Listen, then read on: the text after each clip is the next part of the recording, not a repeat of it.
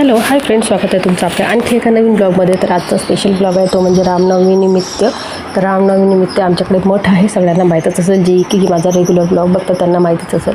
तर इथे मठाजवळ होतं जेवण, जे की दरवर्षीच राहतं आणि म्हणजे मोठ्या प्रमाणात जे महाप्रसाद असतं इथे. वरण भात वगैरे असतं आणि बुंद असतं. तर हे दरवर्षीचंच त्यांचं आहे आणि दरवर्षी असतं. इथे भरपूरसं दाण येतं आणि भरपूरसं असतं, त्याच्यामुळे म्हणजे कितीही लोक इथे कमी जात नाही. तर आपण आता मठाकडे जात आहोत, जो की रस्ता तिथे दाखवला गेलेला आहे. कारण की भरपूर लोकांना इथे आल्यावर थोडं कन्फ्युजन होतं की मठ कोणत्या साईडनी आहे. पण सरळ रोड आहे आणि आडव्या साईडनी मठाचा रस्ता आहे, त्याच्यामुळे खूप जणांना इथे कन्फ्युजन होतं. तर चला, त्यानंतर आता आपण सुद्धा जात आहोत मठामध्ये. मी आहे, मन्नू आहे, शुभांगी आहे, शुभांगीची सासू आहे, मिस्टर आहेत आणि मी फक्त एकटीच आहे मात्र. कारण पिऊसुद्धा माझ्याबरोबर म्हणजे आपल्या फ्रेंडबरोबर कुठेतरी गेलेली होती आणि आईसुद्धा आपल्या फ्रेंडबरोबर फिरायला गेलेला होता. आणि मिस्टरने म्हटलं की आता मला ड्युटी आहे, मी काही येणार नाही. तर मी त्यांच्यासाठी घरी स्वयंपाक बनवला होता आणि थोडीशी अगदी मला त्यांनी म्हणत होते की येताना जर वाटलंच तर थोडीशी डाळ घेऊन येशील. आणि तिथली डाळ 4 चौघातली असते आणि खूप टेस्टी असते. आपण घरी कितीही तेल तिखट मीठ टाकून बनवा आणि अगदी थोड्या प्रमाणात बनवतो तरी पण तशी चव त्या डाळीची, महाप्रसादच्या डाळीची आपल्या डाळीला येत नाही वळणाला. तर असं हे बघा, इतकं सुंदर ते सजवलं जातं आजच्या दिवशी, रामनवमीच्या दिवशी. अतिशय सुंदर इथे मठ आहे आणि हे आहे जगन्नाथ बाबाचा मठ. आणि इथे जवळपास रामकृष्णाची मूर्ती आहे, शंकरजीची आहे, पिंड आहेत, म्हणजे इथे भरपूरसे आहेत देवांचे. तर तुम्हाला मी जाता जाता दाखवते. आणि आज इतके सुंदर इथे कलश वगैरे ठेवलेले होते, अतिशय सुंदर. आणि हे जे घर आहे तिथे ते म्हणजे पूर्ण या मठाचं रक्षण, म्हणजे या मठाचं पाहतात ते मठांना, म्हणजे मठाला छान झाडझूड करणं किंवा मठामध्ये कोणी येतं जातं किंवा त्याचं टायमिंग काय असं पूर्ण ते तिथे लक्ष ठेवतात, म्हणून ते तिथे राहतात. आणि त्यानंतर हे बघा, खूप सुंदर त्यांनी कलश वगैरे होतं आणि असे गोल गोल होते आणि भरपूरसे लोक इकडे होते. तर हे घराजवळचेच आहे फ्रेंड माझी, तर तिला विचारता आहे की झालं की नाही जेवण. आणि ह्यासुद्धा महाप्रसाद खात होत्या. तर त्यानंतर बघा, आपण जाता तुम्हाला दिसतं राम, लक्ष्मण आणि सीतामाताचं तुम्हाला समोरच दर्शन होतं अगदी गेल्याच मठामध्ये. आणि खालती उतरल्यावर तुम्हाला मात्र जगन्नाथ बाबाचं मठ आहे ते. पण वरतीच हे जे आहे तिथे मंदिर आहे. त्यानंतर एकीकडे राधाकृष्णाचं आहे आणि एकीकडे आहेत, म्हणजे मला बरोबर म्हणजे तिथे गेल्यावर आपल्याला हे होतं. आणि बघा इथे किती सारं दान वगैरे, इथे विठ्ठल रुक्माईचं आहे. तुम्हाला गेलं होतं राम, लक्ष्मण, सीता. त्याच्यानंतर एका साईडनं आहे, उजव्या साईडने विठ्ठल रुक्माईची आणि डाव्या साईडनं आहे कृष्ण आणि राधाकृष्णाचं. आणि त्यानंतर बघा किती सुंदर, म्हणजे बाहेरूनसुद्धा जे आतमध्ये इतकं सुंदर होतं ना, तेच बाहेरूनसुद्धा सुंदर होतं. आणि इथूनच जर या काचामधनं खाली बघितलं तर खाली आहे तिथे मठ आहे, मठामध्ये आहे आणि ते भरपूरशी लोक पूजा करत होती. इतकं सुंदर आज रामनवमीच्या दिवशी रामाला सजवलेलं होतं की हद नाही. आणि आधी इतकं दान आलेलं होतं किंवा प्रसाद आलेला होता म्हणू शकतो. अगदी नारळ ते असे पोतेचे पोते भरत आहे, पण काही कमी होत नाही आहे. कारण येण्या जाणाऱ्यांची संख्या कमी होत नाही, त्याच्यामुळे त्या नारळाची किंवा प्रसादाची संख्या कमी होत नाही आहे. दान करणारे असेही दान करतात. तिथे पावतीसुद्धा देतात तुम्हाला दान केल्यानंतर. कोणी मुकदान करतात, जे कोणाला सांगत नाही. कोणी दान म्हणजे पावती घेऊन दान करतात किंवा कोणी अन्नाचं दान करतात. इथे भरपूर कोणी नारळाचं दान करते, तर कोणी तांदळाचं दान, कोणी गव्हाचं दान. तर अशा प्रकारे आपल्याला जे वाटतं आपण मनातून करतो, ज्याला जे होतं ते. आणि हेच घर आहे जे मी सांगितलं की पूर्ण याची देखरेख करतं. देखरेख तर देवळाची काय करायची आहे म्हणा, कारण देव सगळ्यांचं देखरेख करतो असं म्हणू शकतो. तर चला, हे आपल्या स्वतःचाच त्याचा प्रश्न आहे, हे आहे तो. त्याच्यानंतर बघा मी तुम्हाला दाखवते आपण ज्यासाठी आलं ते म्हणजे महाप्रसादामध्ये बघा किती सुंदर वरण भात आहे आणि त्याचबरोबर बुंदा. बुंदा खरंच मला खूप आवडतं, कारण असं छान कडक बुंदा असतो, बिलकुल नरम नसतो. आणि तुम्हाला कितीही घ्या, कितीही काय करा, असं काही नाही की तुम्हाला एवढंच घ्यायचं आहे किंवा महाप्रसादामध्ये तुम्हाला एवढंच मिळेल असं काही नाही. आणि तिथे कंपल्सरी असतं ते म्हणजे घुगऱ्या असतं, त्यानंतर प्रसाद असते, त्याच्यानंतर वरण भात आणि बुंदा, अशा प्रकारचं तिथे जेवण असतं, जे की दरवर्षीच असतं. आणि ते एवढी गर्दी होती खूप. त्यानंतर आम्ही जेवण वगैरे मस्तपैकी गेलं आणि मग आता आम्हाला जायचं होतं, कारण जेवण तर झालं होतं, सायंकाळचा टाईम होता.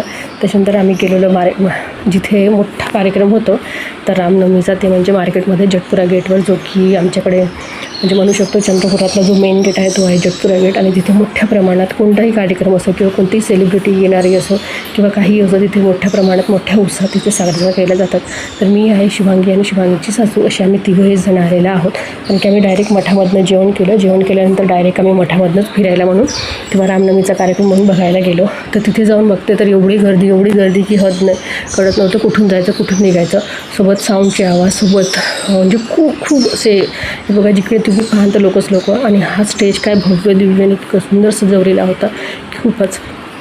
कोणी इथे प्रमुख पाहुणे तर आलेले नव्हते, जे की असेच आपले काही इंस्टाग्रामचे जे सेलिब्रिटी होते अशा प्रकारचे काहीतरी तिथे 1-2 दिसले मला. आणि त्यानंतर असे खूप सारे गाणे होते जे की रामनवमीच्या दिवशी रामाचे जे गाणे आहेत ते डीजेवर होते आणि अशी लहान लहान मुलं किंवा मोठे मुलं मस्त नाचत होते. त्याचबरोबर इथली आतिषबाजी तर पाहण्यालायकच होती, अतिशय सुंदर आतिषबाजी होती. आणि त्यानंतर समोर तुम्ही बघा व्हिडिओ, तुम्हाला खूप आवडेल, कारण की समोर असे देखावेसुद्धा होते. मुलं खूप मस्त नटून थोटून, कोणी राम बनलं, कोणी लक्ष्मण बनलं, कोणी सीता बनलं किंवा कोणी म्हणजे खूप सारे असे आणि मग त्यानंतर म्हणतात चला इथे एका जागी थांबलं तर काय होणार नाही, कारण अजून आपल्याला दिल्ली खूप दूर आहे असं समजू शकतं, कारण समोर भरपूर होतं. इथे जागोजागी तुम्हाला त्या दिवशी भोजनदान मिळतं किंवा कोणी आपल्या पद्धतीनं काहीही देतं. जसं कोणी फ्रुटी वाटत होती तर कोणी आईस्क्रीम वाटत होतं, त्याचबरोबर कोणी मसाला भात वाटत होता, जागोजागीच होते मसाले भात वगैरे वाटत, आणि कोणी पाणी वाटत होतं. तर सगळेजण आपापल्या परीने ज्यांना जे वाटतं ते तशा प्रकारे होतं. आणि त्यासाठी आपल्याला जटपुरा गेट पार करणं त्या साईडने जायचं होतं. आणि मग बघा आम्ही गेलो आणि जाता तुम्हाला एवढे सारे आम्हाला म्हणजे पाहायला दृश्य अतिशय सुंदर मिळालेले. आणि थोडंसं स्पीड करत आहे कारण खूप मोठा आपला व्हिडिओ होईल त्यासाठी म्हणून. तर खूप म्हणजे जागोजागी असे फटाक्यांची आतिषबाजी झाली होती, जे की फटाक्याचे जे हे असतात कागद ते सुद्धा असे जागोजागी उडालेले होते. आणि त्यानंतर मग येता आम्हाला एक म्हणजे मन्नू होती आमच्याबरोबर, तर त्याच्यामुळे मन्नूचं असं होतं की ती तशी तर काही करत नाही, पण तिथे एका जागी आता इथे बघा हे मुलं मस्तपैकी ते ढोल ताशे होते, मुलांचे वेगळे मुलींचे वेगळे होते पथक, आणि ते आपापल्या पद्धतीने आपापले जे नृत्य सादर करत आहेत ते सादर करत होते किंवा त्यांना जे सादर करायचं ते सादर करत होते ढोल ताशात. छान वाटत होते. इथे मुलं मुली सगळेच होते आणि येण्या जाणाऱ्यांची गर्दी अशी होती की हे खूप म्हणजे 2 वर्ष झाले असा म्हणजे प्रोग्राम इथे आता सध्या होतो.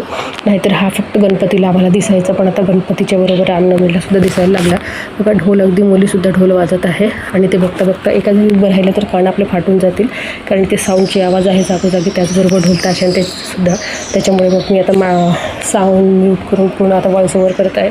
आणि त्याचबरोबर इथे बघा बजरंगबलीची मूर्ती, जगदंबेची आपले राम लक्ष्मणची आहे. म्हणजे मी सांगितल्याप्रमाणे इथे तुम्हाला जागोजागी बलून्स, लहान मुलं मस्त असे बलून्स घेऊन जे असे वरती ठेवत होते अशा प्रकारे आहे. आणि रात्रीची आमच्याकडली दुकानं, जी की रस्त्यावरची मस्तपैकी दुकानं उघडलेली होती काही.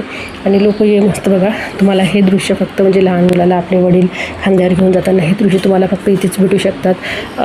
अशा प्रकारचे वातावरण ते पाहून खरंच खूप छान वाटतं. हे बघा इथे सुद्धा शिवाजी महाराज आहे, इथे राणी लक्ष्मीबाई आहे जे की जात आहे. अशी प्रत्येकाने काही ना काही आपण म्हणजे आपल्यामध्ये धारण केलेले होते, तर अशा प्रकारचं होतं आणि छान वाटत होतं. मग इथे आम्ही थांबलो थोडंसं, मग इथे आईस्क्रीम होते, आईस्क्रीम वगैरे थोडीशी खाल्लेली. त्याच्यानंतर मग आणखी समोर गेले तिथे फ्रुटी, बुंदा वगैरे सगळंच होतं, तर तुम्हाला जे घ्यायचं ते तुम्ही घेऊ शकत होता. अगदी फ्रीमध्ये होते, फक्त एवढंच की थोडंसं रांग लावावं लागत होतं. जसं एखादी आईस्क्रीम घ्यायची असेल तर आईस्क्रीमला थोडीशी गर्दी होती, त्याच्यामुळे तिथे तुम्हाला घुसूनच जायचं होतं. आणि बाकी वेळेस वाटलं बुंदा वगैरे असं वाटत होतं, ते आपल्याला बोलवून देत होते, पण ते आपण खात नसल्यामुळे आपण घेत नव्हतं. आणि त्यानंतर इथे मस्तपैकी मुली आहेत, मुली मस्तपैकी डान्स करत आहे आणि गोल खेळत आहे. चला त्यानंतर मग आता आणखी आम्ही म्हटलं चला एका जागी बसून काय फायदा नाही, मग आम्ही आता निघालो आणखी घराकडे जायला, कारण बघता भरपूर उशीर झाला होता. आपल्याला तेवढ्या लोकांमध्ये आणि तेवढ्या गर्दीमध्ये आणि तेवढ्या उत्साहाच्या वातावरणात आपल्याला कळत नाही किती वेळ झालेला आहे. पण आम्ही इथे मठामध्ये जेवण करून निघालो तेव्हाच आम्हाला जवळपास 8 वाजलेली होती आणि तिथे जाऊन आम्ही बघता आम्हाला घरी येतो तर 10 वाजलेले असावेत, की जास्त टाईम झाला असावा. आणि त्याच्यामुळे म्हटलं चला आता, कारण की मन्नूसुद्धा झोपलेली होती, तर तिलासुद्धा आता पण या आवाजाने कसं ती उठून जायची झोपायची असं झालेलं होतं. आणि शुभांगीच्या कडेवर होती ती, त्याच्यामुळे मग मी म्हटलं तर आणि शुभांगीच्या सासू ज्या होत्या त्या एका जागी तिथे बसलेल्या होत्या, पण त्यांनी म्हटलं होतं की आता काही होत नाही माझ्याच्याने, तर मी बसते एका जागी म्हणून त्या बसलेल्या होत्या. आणि त्यानंतर बघा इथे अतिशय सुंदर आता इथे जसं समोर जाऊ तसं इथे सुंदर आणखी दृश्य तुम्हाला बघायला मिळत होते. पण आता हिंमत आमची हारली होती, कारण पाय खूप दुखायला लागले होते. त्याच्यामुळे मग आम्ही आता समोर निघालो, म्हणजे घराकडे यायला निघालो. आणि येता सुद्धा आम्हाला भरपूरचे दृश्य बघायला तसे मिळाले. पण आम्ही एका जागी आणखी थांबलेले येऊ, आणि तिथे थांबल्यानंतर तिथे पाणी जेवण वाटणं सुरूच होतं. तर हे बघा इथे बघा किती सुंदर माऊलीची अशी मूर्ती आहे, त्याच्या अंदर ती मुलगी आहे, तर खूप सुंदर वाटत आहे बघा. म्हणजे अगदी फक्त वरचा तिचा पोशाख आहे आणि त्याच्या हातमध्ये तिचे हातसुद्धा असे गुंडाळलेले आहेत, तर अशा प्रकारचा सुंदर देखाव होता. त्यानंतर आम्ही इथे येऊन थांबलेलो, इथे बघा पाणी वगैरे वाटत होते. आणि त्यानंतर अशा आतिषबाज्या सुरूच होत्या, ज्या की खूप सुंदर वाटतात. तर हा आहे मेन जटपुरा गेट. इथूनच आपण आतमध्ये गेलो, सगळं फिरलो. आता इथूनच आपल्याला बाहेर जायचं आहे, कारण आपलं घरी आज तिशेनी आहे, तर त्याच्यामुळे. आणि आता आम्ही जाणार आहोत, म्हणजे घराकडे जातो म्हटलं तर थोडा वेळ इथे अगदी बसलो. इथे मसाले भातसुद्धा वाटत होते, एकीकडे पाणी वाटत होते, एकीकडे बुंदा वाटत होते, तर अशा प्रकारे इथलं वातावरण होतं आणि अगदी समोरच मग आता आम्हाला घराकडे जायचं होतं. आम्ही गाड्या थोड्याशा दूर ठेवलेल्या होत्या कारण इथे पार्किंगची तशी व्यवस्था नव्हती किंवा इथे गाडी नेता येत नाही, तुम्हाला गाडी चालवता येत नाही, इतकी गर्दी असते की हद नाही. तर इथे थोडा वेळ थांबलो. मग आता आम्ही निघालो आपल्या घराकडे. हे थोडंसं दृश्य वगैरे बघितलं पण इथून काही जायची इच्छा होत नव्हती, तरी पण म्हटलं चला आता आम्ही निघत आहोत. तर अशा प्रकारे माझा ब्लॉग तुम्हाला कसा वाटला तर तुम्ही नक्की सांगत चला. आवडल्यास लाईक सबस्क्राईबसोबत कमेंट करायला विसरू नका. आणि सगळ्यांना एकदा आणखी रामनवमीच्या खूप खूप शुभेच्छा. तर तुमच्याकडे कशी रामनवमी असते तर मला नक्की सांगा आणि त्याचबरोबर येणारी व्हिडिओ तुम्ही नक्की बघा. तर बाय फ्रेंड्स, भेटू आपण अशा छानशा आणखी सुंदरशा ब्लॉगमध्ये. बाय.